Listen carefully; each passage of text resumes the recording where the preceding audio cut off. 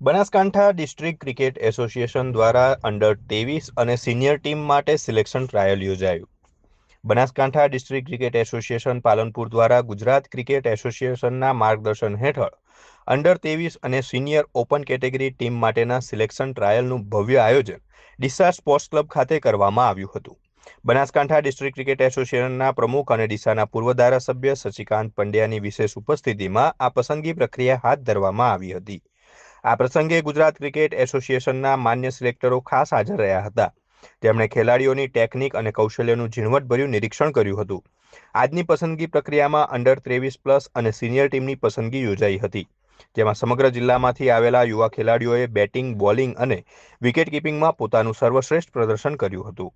તમામ ખેલાડીઓ white and white ગણવેશ અને પોતાની પર્સનલ ક્રિકેટ કિટ સાથે શિસ્તબદ્ધ રીતે હાજર રહ્યા હતા. મિત્રો, આજે બનાસકાંઠા ડિસ્ટ્રિક્ટ ક્રિકેટ એસોસિએશન દ્વારા અંડર 23 અને સિનિયર એટલે ઓપનનું સિલેક્શન રાખવામાં અહીંયા ડીસા સ્પોર્ટ્સ ક્લબ પાસે રાખવામાં આવ્યું છે. ડીસા સ્પોર્ટ્સ ક્લબના સેક્રેટરી મેહુલભાઈ શાહ તેમજ અન્ય ક્રિકેટ પ્રેમીઓ પણ હાજર રહ્યા હતા અને ખૂબ જ મોટી સંખ્યામાં અહીંયા ખેલાડીઓ પણ ઉપસ્થિત રહ્યા હતા અને ખૂબ જ ઉત્સાહભેર અત્યારે તેઓ ભાગ લઈ રહ્યા છે. સાહેબ, ગઈકાલે જે સિલેક્શન હતું ને એમાં કોઈ કોંગ્રેસના પ્રવક્તા ગયા હતા, સાહેબ એ બાબતે શું કહેશો? હા, મેં પણ બાઇટ સાંભળી છે. કોંગ્રેસના પ્રવક્તાએ એવું કીધું કે ગઈકાલે એક જગ્યાએ જીસીએના સિલેક્ટર ગયા છે અને ફરી પાછા અહીંયા જીસીએના સિલેક્ટર અહીંયા સિલેક્શન માટે ડીસા ખાતે આવવાના છે. પરંતુ મારે તો એટલું જ કહેવું છે, કોંગ્રેસના પ્રવક્તાને એટલું કહેવા મારો મેસેજ છે કે પહેલાં તમે કમસે કમ તપાસ તો કરો કે ત્યાં કોઈ જીસીએ તરફથી સિલેક્ટરો ગયા છે કે નહીં. કોચ ત્યાં સિલેક્શન માટે કોઈ જ ગયું નથી જીસીએ તરફથી. કોંગ્રેસ આટલા જુઠ્ઠાણા ચલાવે છે માટે છેલ્લા 30 વર્ષથી ગુજરાતની પ્રજાથી દૂર છે, સત્તાથી વંચિત છે. આવા જુઠ્ઠાણા ફેલાઈ કોંગ્રેસના આવા નેતાઓએ કોંગ્રેસની ઘોર ખોદી નાખી છે. એમ કહું તો પણ અતિરેક નથી. સાહેબ, ડીસા સ્પોર્ટ્સ ક્લબે ખેલાડીઓના માટે ગ્રાઉન્ડ ફાળવ્યું છે. સાહેબ, ડીસા સ્પોર્ટ્સ ક્લબની અંદર એકેડમી બને એ બાબતે સાહેબ શું આપ કહેવા માંગો? એ હવે ખૂબ સારી વાત કરી તમે. ડીસા સ્પોર્ટ્સ ક્લબ જો એકેડમીની માગણી કરશે જીસીએ પાસે તો અમે 100% જીસીએ પાસે ડીસા સ્પોર્ટ્સ ક્લબ વતી હું રજૂઆત કરીશ કે ડીસા સ્પોર્ટ્સ ક્લબને એકેડમી આપવી જોઈએ. અને જો એકેડમી મળે તો ઘણી બધી રીતે સ્પોર્ટ્સ ક્લબને તેમજ અમારા બનાસકાંઠાના ખેલાડીઓને એનો લાભ મળશે. અને ડીસાનું કેમ હું કહું છું કે ડીસા એ અત્યારે બૃહદ બનાસકાંઠા જિલ્લામાં સેન્ટરમાં આવેલું છે. નળેશ્વરીથી એટલે નળાબેટથી કરી સુઈગામથી કરી અને મા અંબાનું ધામ એટલે અંબાજી સુધીમાં વચ્ચેનું સેન્ટર હોતું એકમાત્ર ડીસા છે. એટલે ડીસા બંને આસપાસના બંને લોકોને અને અરસપરસના બધા લોકોને ડીસા સ્પોર્ટ્સ ક્લબનું ગ્રાઉન્ડ ખૂબ નજીક રહે અને અહીંયા આવી શકે, ખોટા ખર્ચાઓ ન થાય. એટલે મારી દૃષ્ટિએ સ્પોર્ટ્સ ક્લબ ડીસા ખૂબ જ સારી છે અને સ્પોર્ટ્સ ક્લબને ખૂબ આ લોકોએ સ્પોર્ટ્સ ક્લબના સંચાલકોએ સારી રીતે સાચવી પણ છે અને એનું પીચ પણ સારી છે, ગ્રાઉન્ડ પણ સારું છે. બીજે ગ્રાઉન્ડ સારા હશે, નહીં હોય એમ નહીં, હું ના નથી પાડતો. પણ ડીસા સ્પોર્ટ્સ ક્લબ જ્યારે પણ આપણે ખેલાડીઓની વાત કરીએ છીએ, અહીંયા પરફોર્મન્સ સ્કિલ માટે લોકોને પ્રોત્સાહિત કરવાની વાત આવે ત્યારે સ્પોર્ટ્સ ક્લબ સામેથી કહે છે કે તમે અમારા અહીંયા સ્પોર્ટ્સ ક્લબમાં રમાડો.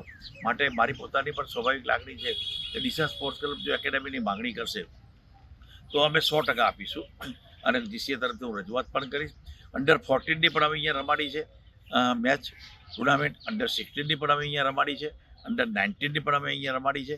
હવે અંડર 23 અને ઓપન જે સિનિયર લોકોની છે એ પણ આજે અહીંયા રમવાની ખૂબ મોટી સંખ્યામાં લોકો આવ્યા છે અને ચાલુ કર્યું છે. અને શોર્ટ ટાઈમમાં અમે વુમન્સ ક્રિકેટ પણ અહીંયા ડીસા ખાતે ચાલુ કરીશું. ઘણી બધી બેન દીકરીઓના ફોન આવે છે અમારા ભાઈ ક્રિકેટ મિત્રો ઉપર કે અમારે રમવું છે. અને બનાસકાંઠામાં સ્કિલ છે, નથી એમ નહીં, સરહદી જિલ્લો છે પણ મજબૂત જિલ્લો છે મારી દૃષ્ટિએ. એટલે બનાસકાંઠામાં ક્રિકેટરો ખૂબ મોટી સંખ્યામાં છે પણ ક્યાંય ચાન્સ મળતો નહોતો. અગાઉ આપણે જોવા જઈએ તો બનાસકાંઠાના ક્રિકેટરો કેવી સ્થિતિ હતી કે મારો તારો ખૂબ ચાલતું હતું અને એ આપણે એમાંથી ઓપન સિલેક્શન ઇતિહાસમાં પહેલું વહેલું કર્યું છે કે આવો મેદાન ઉપર રમો, જેનામાં સ્કિલ છે, જેનામાં પરફોર્મન્સ છે એને પૂરતો ન્યાય મળશે. એ માટે આપણે એગ્રેસિવ છીએ પ્રયાસ માટે અને પ્રયાસ કરીએ છીએ મિત્રો, નથી કરતા એવું નથી. અને તમે જુઓ છો કે જીસીએ 2 સિલેક્ટરોને અહીંયા મોકલ્યા છે, ત્યાં પાલનપુર કોઈ જીસીએ સિલેક્ટર નથી મૂક્યા. અને બનાસકાંઠા ડિસ્ટ્રિક્ટ ક્રિકેટ એસોસિએશન કાયદેસર સત્તાવાર જીસીએ સાથે સંલગ્ન છે. અન્ય કોઈ ક્રિકેટ એસોસિએશન સંલગ્ન નથી. આ હું ઓન ધ રેકર્ડ વાત કરું છું. અને વાત છે બનાસકાંઠા ડિસ્ટ્રિક્ટ ક્રિકેટ એસોસિએશન જે નોંધણીવાળો પ્રશ્ન છે એ બનાસકાંઠા ચેરિટી કમિશનરે કાયદેસરની નોંધણી કરી છે. હવે નોંધણીને ચેલેન્જ તો ઘણા કરવા જાય.